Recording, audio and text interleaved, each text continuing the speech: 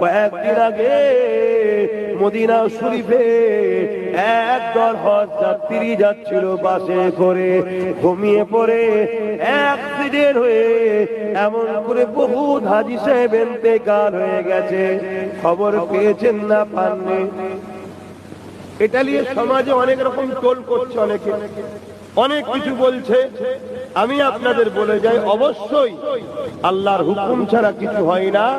তবে মনে রাখবেন, নিজের কর্মের ফল নিজেকে ভোগ করতে হয়। যখন আমি ড্রাইভিং করতে গিয়ে আমায় ঘুম লাগছে, তখন আমার উচিত গাড়িকে সাইড করে দিয়ে আগে ঘুমিয়ে নেওয়া। এটা আমার কর্মদোষ ছিল। শুনছেন তো নাকি? তাহলে কর্ম যেমন হয় ফলটা তেমন পায়। দ্বিতীয় নম্বর কথা, যদি কেউ আল্লাহর রাহে থাকা অবস্থায় সে যদি ইন্তেকাল করে, মারা যায়, আল্লাহ তাকে শহীদের দরজা দেয়। জোরে বলুন সুবহানাল্লাহ। মওত তো একদিন না একদিন হবে।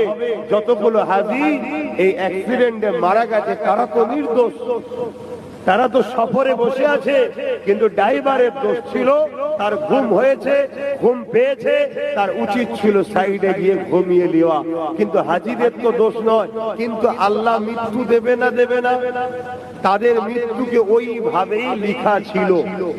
তাদের মৃত্যু যখন রূহকে আল্লাহ তৈরি করেছে, তাদেরকে আল্লাহ বলেছে তোমরা কি চাও, সব অপশন দিয়েছে।